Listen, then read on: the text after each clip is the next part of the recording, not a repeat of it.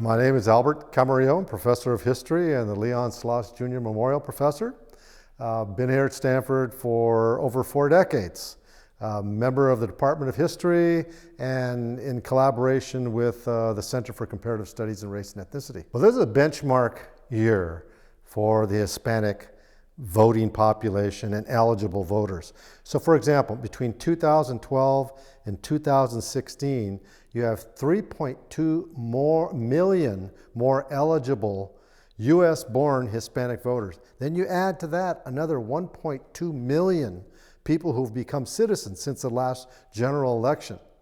And if you start doing the math, that's every day 3,000 more Hispanics are eligible to vote. It's a young population.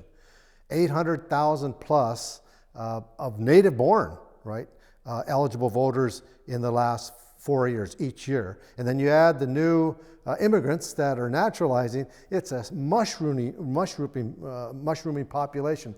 So this year marks an unprecedented year, over 27 million eligible Hispanic voters. And it's estimated 13, maybe depending on their motivation, 14 million will cast a vote. And that's why people are saying the Latino vote, especially in the critical battleground states where Hispanic voters constitute substantial voting blocks, will make a huge difference. Well, a fascinating part of that demographic explosion of the Hispanic population, the increase of Hispanic eligible voters and those who will actually go to vote in November, is they can make or break the presidential campaign. Of course, we have the blue and the red states, but that handful of states, maybe 10, maybe 12, that are up for grabs. But if you look at those most critical states people are talking about now, they would not have been on the map 20 years ago.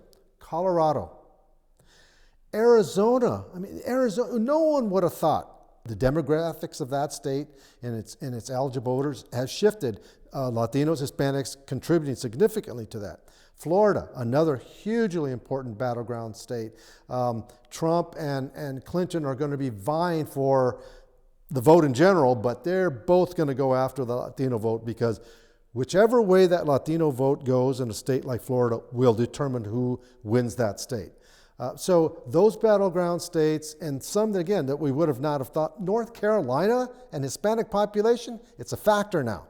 Georgia is a factor of Hispanic voters. Again, even 10 years ago, certainly 20 years ago, would have never entered our discussion about battleground states, which again reflects the demographic spread of the Hispanic population and the increasing importance of a voting bloc in these states. If you look at the national polls that have sampled the Hispanic origin population by national origin group and Hispanics overall, there's 3 things that have defined their interests. It's education, no-brainer. Jobs for basically a working class population, an aspiring middle class population, and immigration. And the immigration issue will be more profound with particular subgroups, especially Mexican origin population in the United States. So those issues are the defining issues for 2016. Though 10 years ago, even 20 years ago, immigration may have been the 3rd most important. Today, in the campaign has elevated that to probably number 1, with the jobs and education close behind. But there's such concern in the Hispanic population, especially Mexican origin, but not exclusively Mexican origin population of Hispanics, about immigration. Because I think there's a great fear what's going to happen to relatives, friends, neighbors, if in fact there's a policy to apprehend and deport those who are undocumented. So that's driving the issue of immigration for the Hispanic population, but it's driving a huge part of the domestic issues for the American electorate in general.